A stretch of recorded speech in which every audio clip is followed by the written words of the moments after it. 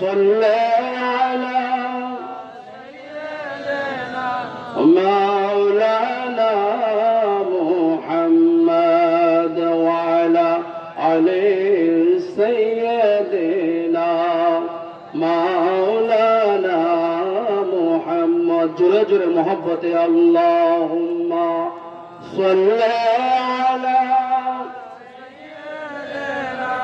مولانا محمد وعلى علي سيدنا مولانا محمد নূর নবীজি না আসিলে খুদ খুদাই হইতো না নূর নবীর প্রেমে খোদা খোদা নিজে দিওয়ানা আল্লাহুম্মা সাল্লি আলা জোরে জোরে مولانا محمد وعلى آله سيدنا مولانا لا إله إلا الله لا إله إلا الله لا إله إلا الله لا إله إلا الله حسبي ربي جل الله ما في قلبي غير الله نور محمد صلى الله لا إله إلا الله لا إله إلا الله لا إله إلا الله لا إله إلا الله لا إله إلا الله কত সুন্দর মদিনা কেমনে যাব জানি না দয়াল আল্লাহ দয়া কর দয়াল আল্লাহ দয়া কর নসিব কর মদিনা লা ইলাহা ইল্লাল্লাহ লা ইলাহা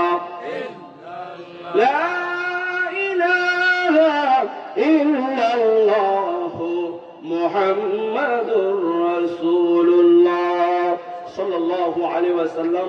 উপস্থিত মুআজ্জিজ মুহতারাম, সম্মানিত মুরব্বিন আযম, সম্মানিত আশিকানে আল্লাহ রাসূল, আশিকানে ওলি আল্লাহ, পর্দার অন্তরালে আমার সম্মানিত মা বোনেরা, সকলকে আমি আমার অন্তর এবং অন্তরস্থল থেকে সালাম দিচ্ছি। আসসালামু আলাইকুম ওয়া রাহমাতুল্লাহি তাআলা ওয়া বারাকাতুহু ওয়া মাগফিরাহ। আমরা এত সুন্দর বাৎসরিক মাহফিল পেয়ে আমরা খুশি নাকি নারাজ? আপনাদের আওয়াজটা চাই, আমরা খুশি নাকি নারাজ? আমরা আল্লাহকে চাই কি চাই না? আল্লাহর নবী মুহাম্মদুর রাসূলুল্লাহ সাল্লাল্লাহু আলাইহি ওয়াসাল্লামকে চাই কি চাই না? বলি নারায়ে তাকবীর, নারায়ে রিসালাত। আমরা আল্লাহর নামও বলবো, আল্লাহর নবীর নামও বলবো, নাকি বলবো না? আল্লাহর নাম বললেন, নবীর নাম বাদ দিলেন, আপনি কি শাফাআত পাবেন? শাফাআত পাওয়া যাবে না। আল্লাহর সাথে সাথে আমার নবীর নামও নিতে হবে, ঠিক কি না? লা ইলাহা ইল্লাল্লাহ মুহাম্মাদুর রাসূলুল্লাহ সাল্লাল্লাহু আলাইহি ওয়াসাল্লাম। আমি আপনাদের সম্মুখে সূরা মারইয়ামের 87 নং আয়াত আলোকে আমি সংক্ষিপ্ত তাফসীর করে আমি বয়ান আমি টানবো। ততক্ষণ পর্যন্ত আমাদেরকে ধৈর্য ধারণ করার আল্লাহ তাআলা তৌফিক দান করুক। সকলে বলি আমিন। লা ইয়ামলিকুনা শাফাআতা ইল্লা মান ইত্তাখাযা ইনদার রহমানি আহাদা। মহান আল্লাহর নিকট যাদের অঙ্গীকার রয়েছে, একমাত্র তারাই শাফাআত অর্থাৎ সুপারিশ করবে। বলি সুবহানাল্লাহ। অর্থাৎ মহান আল্লাহ তাআলার নিকট অঙ্গীকার মানে কি? অঙ্গীকার মানে লা ইলাহা ইল্লাল্লাহ, আল্লাহ ছাড়া কোনো মাবুদ নাই। আল্লাহর স্টেটমেন্ট দিয়েছে যে আল্লাহ ছাড়া কোনো মাবুদ নাই। আল্লাহ ছাড়া আমরা কাউরে ইবাদত করি না, একমাত্র আমরা আল্লাহর ইবাদত করি। এই স্টেটমেন্ট যিনি দিয়েছে তিনি একমাত্র শাফাআত করতে পারবে। যিনি শাফাআত করবে তার নাম হচ্ছে লা ইলাহা ইল্লাল্লাহ মুহাম্মাদুর রাসূলুল্লাহ। বলি সুবহানাল্লাহ। প্রিয় হাজিরিন, আমি সংক্ষেপে বলে যাচ্ছি যে হাদিস শরীফ وعن انس قال رسول الله صلى الله عليه وسلم شفاعتي للاهل الكبائر من امتي। আমার নবীর অধিকাংশ গুনাহগার উম্মতগণ বিশেষভাবে আল্লাহর নবীর শাফাআত লাভ করবে। বলি সুবহানাল্লাহ। আরো জোরে বলি সুবহানাল্লাহ। আল্লাহ রাব্বুল আলামিন আল্লাহর নবী মুহাম্মদুর রাসূলুল্লাহ সাল্লাল্লাহু আলাইহি ওয়াসাল্লাম ইরশাদ করেছেন, কিয়ামতের ময়দানে সূর্য অনেক নিকটবর্তী হবে। সূর্যের তাপে হাসরবাসীগণ হাউমাউ করে চিৎকার করে কান্না করতে লাগবে এবং ওই গাম কানের লতির অর্ধেক পর্যন্ত পৌঁছবে। সম্মিলিতভাবে সকল হাসরবাসীরা যাবে হযরতে আদম আলাইহিস সালামের নিকট, তারপর যাবে হযরত মূসা আলাইহিস সালামের নিকট, তারপর আদম আলাইহিস সালাম থেকে ঈসা আলাইহিস সালাম পর্যন্ত যত নবী রাসূল আছে সবার কাছে যাবে। সবাই বলবে আমরা সাহায্য করতে পারবো না, আমরা সুপারিশ করতে পারবো না। তারপর আসবে লা ইলাহা ইল্লাল্লাহু মুহাম্মাদুর রাসূলুল্লাহ, আল্লাহর নবীর কাছে আসবে। আল্লাহর নবী মুহাম্মদুর রাসূলুল্লাহ সাল্লাল্লাহু আলাইহি সাল্লাম যেতে যেতে জান্নাতের দরজার সামনে পটক লড়বেন, জান্নাতের দরজা ধরবেন। যখন ধরবেন আল্লাহর নবী মুহাম্মদুর রাসূলুল্লাহ সাল্লাল্লাহু আলাইহি ওয়াসাল্লামকে আল্লাহ তাআলা মুকামে মাহমুদের মধ্যে সমাসীন করবেন। বলি সুবহানাল্লাহ। এই অবস্থা থেকে হাসরবাসীগণ সবাই প্রশংসিত করতে থাকবে, প্রশংসা করতে থাকবে আল্লাহর নবীর। বলি সুবহানাল্লাহ। হযরত আনাস রাদিয়াল্লাহু তাআলা আনহু বলেন, সকল হাসরবাসীরা হযরত ঈসা আলাইহিস সালামের নিকট যাবে। হযরত ঈসা আলাইহিস সালাম বলবে, আমি তো কোনো সুপারিশ করতে পারবো না, আমি তো কোনো সহযোগিতা করতে পারবো না, সাহায্য করতে পারবো না, তোমরা যাও যাও যাও আখিরি নবী মুহাম্মদুর রাসূলুল্লাহ সাল্লাল্লাহু আলাইহি ওয়াসাল্লামের নিকট যাও, তিনি একমাত্র শাফাআত করতে পারবে। বলি সুবহানাল্লাহ।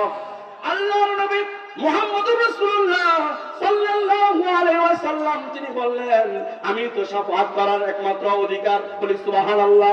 আমার এই অধিকার আছে। বলি সুবহানাল্লাহ। আল্লাহর নবী আল্লাহর সামনে দণ্ডায়মান হয়ে আল্লাহর প্রশংসা করতে থাকবেন, আল্লাহর গুণকীর্তন করতে থাকবেন।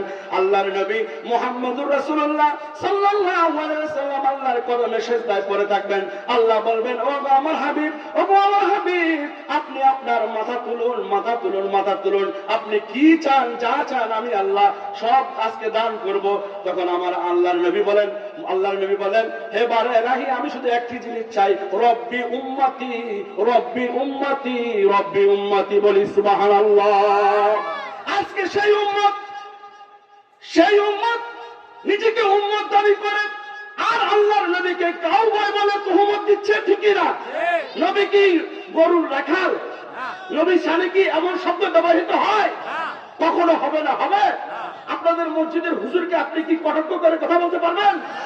কখনো কটাক্ষ করতে কথা বলতে পারবেন না, যেহেতু আপনি তার পিছনে আপনি নামাজ পড়েন। ঠিক কিনা? তাই আমি এই কথা বুঝাচ্ছি, আমাদের দেশে এমন কিছু বক্তা বের হয়েছে গিরগিটি মার্কা, যারা আল্লাহর নবী মুহাম্মদুর রাসূলুল্লাহ সাল্লাল্লাহু আলাইহি সাল্লামকে কাউবয় বলে তুহমত দিচ্ছে। বলে নাউযুবিল্লাহ। এই সমস্ত জালিয়াত, ভণ্ড, বাটপার বক্তাদের ওয়াজ আমরা শুনতে চাই না। ঠিক কিনা? আমরা চাই কি চাই না? চাই না। ওদের ওয়াজ শুনলে গুমরাহী হবে। কি হবে? গুমরাহী হবে। আল্লাহ তাদেরকে হেদায়েত করে। বলি আমিন। আর জোরে বলি আমিন। আমরা রাসূল চাই কি চাই না? আল্লাহর নবী যেখানে, শয়তান আছে যেখানে, পিছনের বাইরে কি আছে মনে হয়? শয়তান আছে যেখানে, আল্লাহর নবী যেখানে।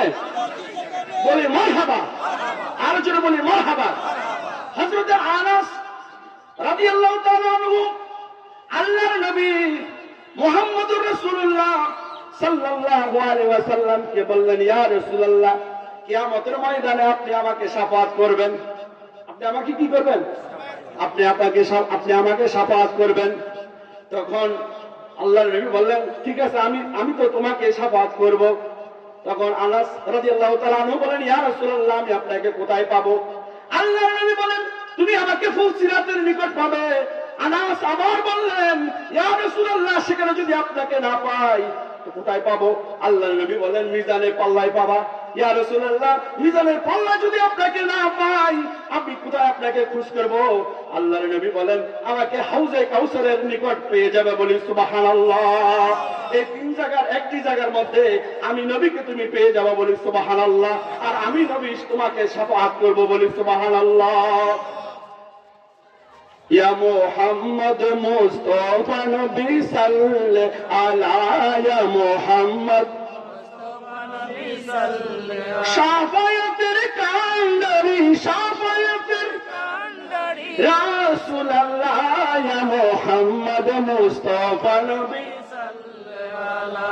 কেউ বা বলে নবীজি কাবারি কাবা, কেউ বা বলে নবীজি কাবারি বাবা, কেউ বা বলে নবীজি কাবারি বাবা, কেউ বা বলে নবীজি কাবারি কাবা। নবীজির প্রেমে কাবা হইয়াছে কালা, ইয়া মুহাম্মদ মুস্তাফা নবী সাল্লে আলা, ইয়া মুহাম্মদ মুস্তাফা নবী। কাবা শরীফকে যদি প্রশ্ন করেন, তুমি এত কালো কেন, এত সাদা কাপড় আছে, সব কিছু আছে, কাবা শরীফ বলবে লা ইলাহা ইল্লাল্লাহ মুহাম্মাদুর রাসূলুল্লাহর প্রেমে আমি মুগ্ধ। বলি সুবহানাল্লাহ। আমি নবীর প্রেমে মুগ্ধ, সেই জন্য আমার এই কাবা শরীফটা কালো হয়ে গেছে। বলি সুবহানাল্লাহ। আমি নবী ছাড়া কিছু বুঝি না, নবীও আমাকে ছাড়া কিছু বোঝে না। বলি সুবহানাল্লাহ। তাহলে নবীর শাফাআত পাইতে হলে আমাদেরকে ঈমানের মধ্যে ইস্তেকামাত থাকতে হবে। আহলে সুন্নাত ওয়াল জামাতের আকীদার মধ্যে মজবুত ভাবে থাকতে হবে। ঠিক কি না? বলে ঠিক কি না? আহলে সুন্নাত ওয়াল জামাতের আকীদা ছাড়া বিকল্প কোনো রাস্তা নাই। সেখানে শরীয়ত, তরিকত, হাকিকত, মারফত, সমস্ত জ্ঞান আছে আহলে সুন্নাত ওয়াল জামাতের মধ্যে। ঠিক কি না? আমরা যে তরিকার হই না কেন, যেই মুর্শিদ কেবলার মুরিদ হই না কেন, আমাদের ডিটারমিনেশন থাকবে, আমরা দৃঢ় প্রতিজ্ঞা করব যে আমরা আহলে সুন্নাত ওয়াল জামাতের আকীদা ছাড়া অন্য কোন আকীদা আমরা মানবো না। আল্লাহ রাব্বুল আলামিন আমাদেরকে আহলে সুন্নাত ওয়াল জামাতের আকীদার মধ্যে থাকার তৌফিক দান করুক। বলি আমিন। প্যারা হাজিরিন, 6 জন ব্যক্তি নবীজির শাফাআত লাভ করবে। কয়জন? 1 নম্বর হচ্ছে মুখলেস ইমানদার, যারা একনিষ্ঠতার সাথে নামাজ আদায় করেছে, একনিষ্ঠতার সাথে নামাজ আদায় করেছে। আল্লাহ নবী বলেন, ওই ব্যক্তিকে আমি শাফাআত করব যে ব্যক্তি খালেস নিয়তে ইবাদত বন্দেগী করেছে, তার জন্য আমার শাফাআত ওয়াজিব। বলেন সুবহানাল্লাহ। বের হাজিরেন, তারপর 2 নম্বর হচ্ছে আপনার শস্য পরিমাণ যার ঈমান আছে সে শাফাআত লাভ করবে। তারপর যারা আযানের দোয়া পড়ে এবং রাসূল করিম সাল্লাল্লাহু আলাইহি সাল্লামের উসিলা মান্য করে, তারা শাফাআত পাবে। বলি সুবহানাল্লাহ। মুয়াজ্জিন সাহেব আযান দেয়, আযানের সাথে সাথে আমরা কি করতে হবে? বলতে হবে, জবাব দিতে হবে। এবং আযানের পরে নবীর উপরে দুরূদ যিনি পড়বে তিনি শাফাআত লাভ করবে। বলি সুবহানাল্লাহ। আযানের পরে এবং নবীজির উসিলা যিনি তালাশ করবে, নবীজির উসিলা সেও একটা কি? জান্নাত। বলি সুবহানাল্লাহ।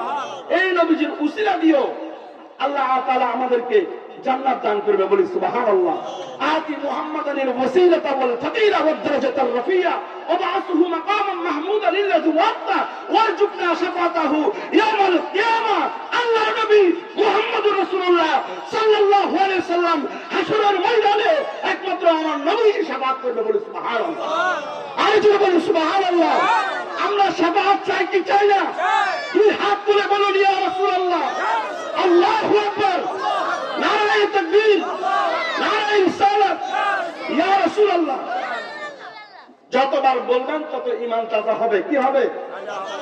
আশিক মাশুকের প্রেমে এমনে নিশানা, ও তোর মরণ বাচন সমান কথা দিল দিওয়ানা, তোর মরণ বাচন সমান কথা দিল দিওয়ানা, আশিক মাশুকের প্রেমে এমনে নিশানা। আল্লাহুম্মা